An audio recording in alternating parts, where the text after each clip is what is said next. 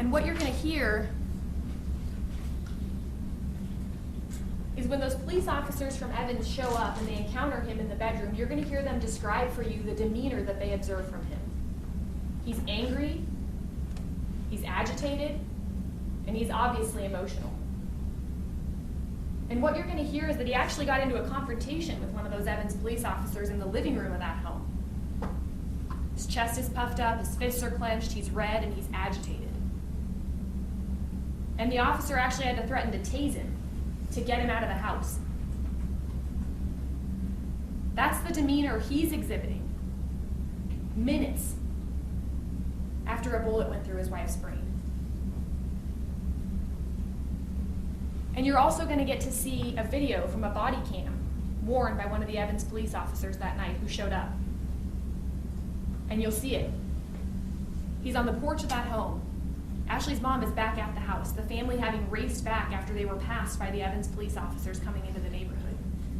And she's in there and she's at those front bedrooms and she's trying frantically to calm down these kids. And you'll see him on the porch. You guys wanted to fucking get her high. That's where he's at mentally, as his wife's in there dying. And what you're going to hear about from that point on is a scene filled with chaos and missteps. Chaos and missteps by the Evans Police Department, who frankly just wasn't equipped to deal with a scene or a call of that nature. What you're going to hear is that from the moment they received that 911 call reporting that Ashley had shot herself in the head, that's exactly how the scene and the witnesses were treated. He was allowed to wander around the neighborhood for about 2 hours before being interviewed. On his phone, talking to his family, interacting with his coworkers who showed up on scene. And what you're going to hear is that it took about that long before her family could be interviewed as well. The people who had just been there, who had just seen him in the state that he was in.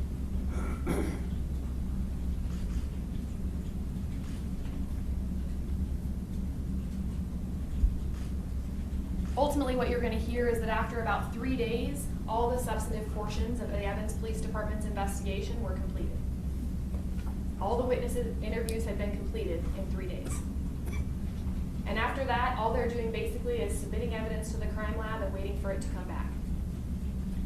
And what you're going to hear ultimately is that at the beginning of March 2012, they closed the case out as a suicide, leaving many critical pieces of the investigation undone. During the course of this trial, you're going to get to watch an interview that the defendant did at about 3 o'clock that morning with Detective Rita Wolf from the Evans Police Department.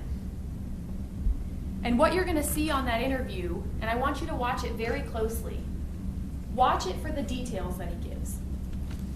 Listen carefully when he describes to you how Ashley had been doing, how they were doing so much better, how she was doing so much better.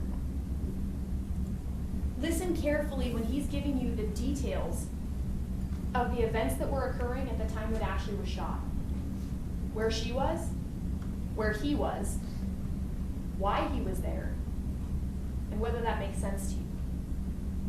How quickly he claims to have gotten to her. Listen very carefully to what he's saying, and more specifically what he's not saying, when he's confronted with things in that interview that he can't explain.